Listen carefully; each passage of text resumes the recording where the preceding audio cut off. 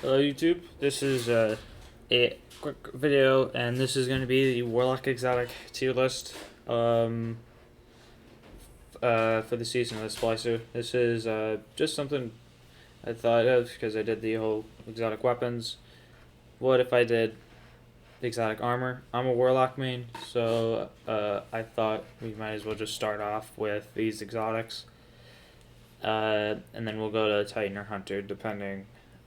You guys leave your decisions in the comments below. But of course, before we get started, if you want to subscribe, we do this daily, from news coverings to tier lists like the one you're watching now.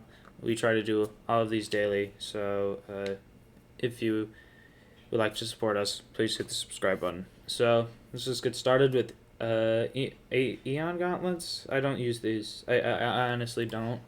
And the role I do have on them is not that good. But knowing from experiences and from GMs and endgame content, the ability to give like ammo, like heavy ammo from finishers and what such, and all the cool abilities when you're all using Aeons gauntlets are really cool, but it doesn't really, it's not like that impressive when you're by yourself. These aren't exotics that you can really just by yourself, but are very, very good in the end game, which I really like. So, I forgot what these are called, but I have a really, really good roll of these, but they're just not that good. Oh, well, these aren't that good either. No one uses Blink. Let's just skip. This is not usable, just not as good as other exotics. This is a decent exotic, but everything else is basically better. The one Blink helmet, also D. I don't think there's going to be a lot of D tiers here because there's not really any bad exotics. They're just not really good. These ones. I mean, they're okay if you're using like Arc or whatever, but again, not an exotic you'd really use. These are first F tier. These are bad. Don't use these. Controversial holds will be A tier. These are exceptionally good. But the problem is, I think, with these, is that you never really get to fully, like, you only get to use it when you're doing, like, a few things, because when you're in, like, when you find Devour, this is, you mainly use that tree, but this only works with one tree, sadly. Otherwise, I would be like, this is S tier, but because it only works on one tree in Nova, I'm going to keep it at A, but it is still very, very good exotic. Crown of Tempests, B tier, best arc exotic. Easy, very, very good if you're using arc. I Have Another World is B tier. It was pretty decent with stasis, because it can highlight enemies that you freeze and just enemies in general. Pretty good with it, but other than that, not the greatest. Geomags is S tier just because it can add a few extra seconds on that Chaos Reach in PvE, which is really, really good. And just running and getting super energy in Crucible is just broken. These are broken in PvP, so yeah. Getaway Artists, we're putting them in the C tier. I've seen these once in a great while in Crucible, but you'll never use these in PvE. And you only use them really just to troll, I guess, per se, with PvP. So I don't think there's really any big catchers. Yeah. Oh god, I forgot what these are called. All I know is that they're B tier. They are very good. The increase in melee is really, really good. So yeah. Lunafactions are S tier, easy. Especially with boss fights nowadays, this exotic can be used to grant bonus range to the slug shotguns. So you can slug shotgun Atheon with these exotics on with your WoW, which is really, really good. You can use them for Tanics. You can basically use them for everything. So these are very, very good. Nezarec Sin is also S tier. This is the Void helmet that you would use. Sorry, Dar Ahamkar Oops, sorry, but this is way better. The fact that you can use void weapons, especially so like Truth Teller with blinding nades, this works with that. So you get grenade energy. This works exceptionally well with Devour and any void subclass. So very, very, very, very good. I have a whole build just dedicated with these. So Ophidian aspects are A tier. These are kind of not the greatest in PvE just because you don't really need it. But if you want to use these in PvE just for fun, there's no problems with it. But in PvP, this is very useful. This basically gives quick draw to all of your weapons and a faster reload. I'm really shocked that not a lot of people use these, as they're very, very good.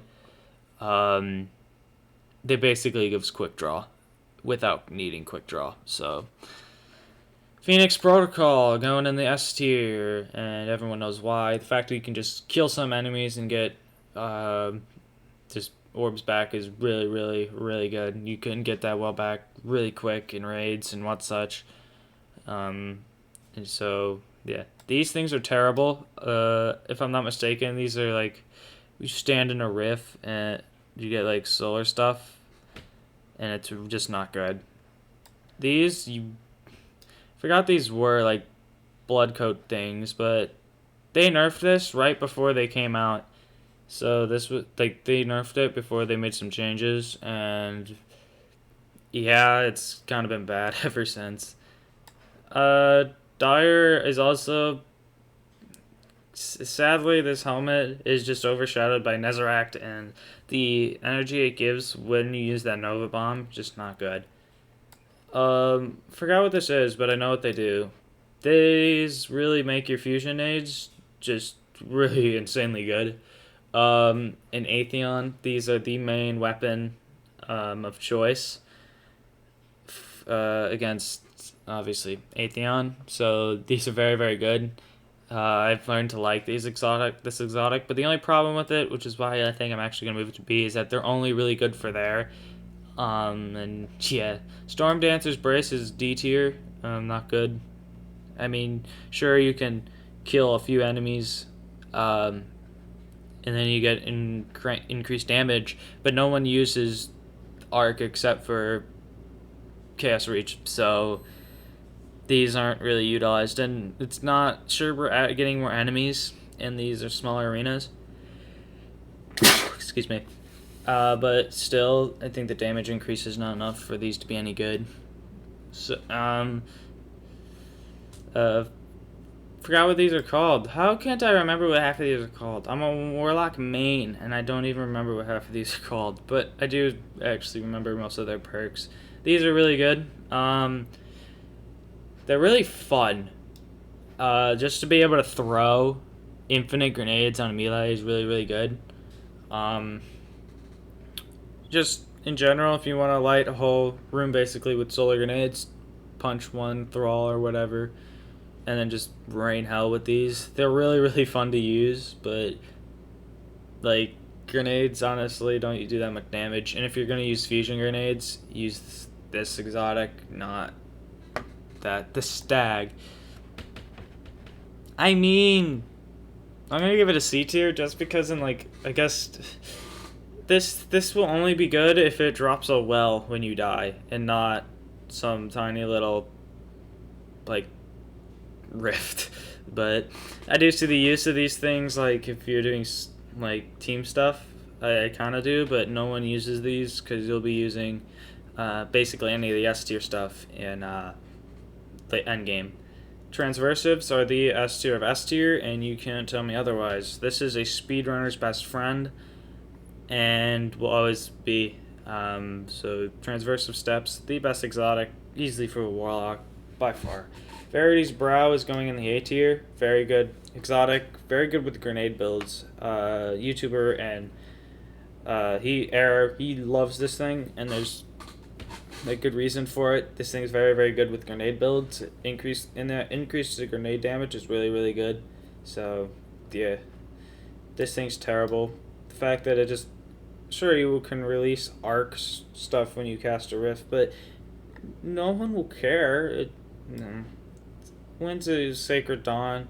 Dude, you just aim down sights, and you float in the air. Cool. If you're going against in PvE, you're basically becoming a target for them. And in PvP, if the player's good enough, they'll just shoot you right out of the sky. So, I mean, if used right in PvP, this is really good, but otherwise, no. These things, I don't even remember what they do.